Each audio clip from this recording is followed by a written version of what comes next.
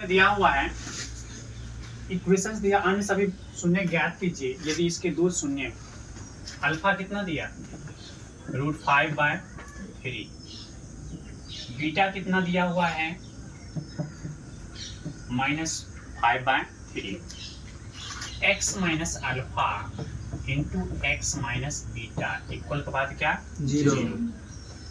x minus alpha कितना लिखे √5/3, x minus beta minus minus कितना हो जाएगा प्लस √5/3 इक्वल के बाद 0।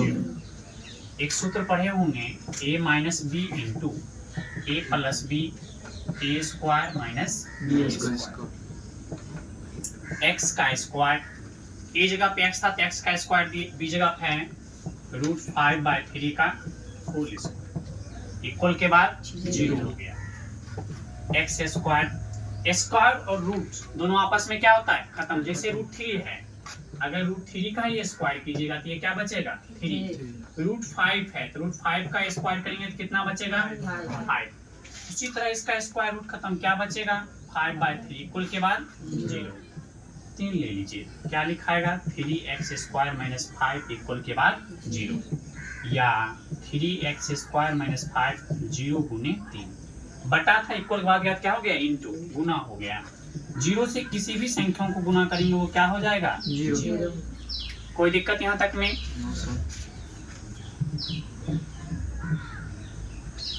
अब जो शून्य निकला 3x² - 5 उससे इसमें भाग दीजिए। 3x⁴ plus 6x³ minus 2x² minus 10x minus 5। पहला इसका अक्षर 3x⁴ किससे भाग देना है 3x² से। 3 क्या हुआ ऊपर में पावर 4 नीचे का पावर 2, तो 4 में 2 घटेगा कितना बचेगा 2, तो क्या लिखेंगे x²। अब इस x² से इसको गुना कीजिए, इस x² से 3x², तो 3 एकम क्या लिखाएगा 3। x² को जब आप x² को x² से गुना कीजिएगा, गुना में पावर क्या होता है जुट जाता है, तो दो पावर कितना हो जाएगा 4। 3x⁴ 5 एकम 5 यानी कि -5x² माइनस, और ये क्या कहलाएगा प्लस, ये कट गया।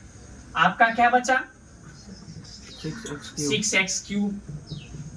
देखिए 5 बड़ा है कि 2 बड़ा है 5, और 5 में कैसा चिन्ह है प्लस का, 5 में 2 घटाएंगे तो क्या बचेगा 3x² माइनस 10x माइनस 5। इसका पहला अक्षर देखिए क्या है 6x³, यहाँ क्या है 3x²।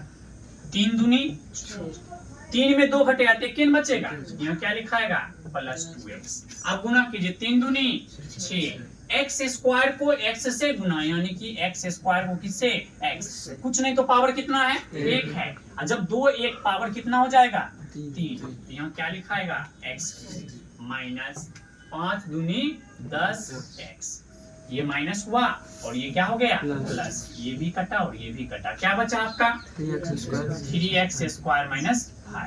अब देखिए यहाँ से 3x² - 5, पहला इसका अक्षर क्या है 3x², इसका क्या है 3x², दोनों कट जाएगा कितना बार में एक बार, यहाँ क्या लिखाएगा 3x² को 1 से गुना कर दीजिए, जैसा है वैसा ही उतर जाएगा, ये माइनस और ये क्या हो गया प्लस, कटा क्या निकला 0।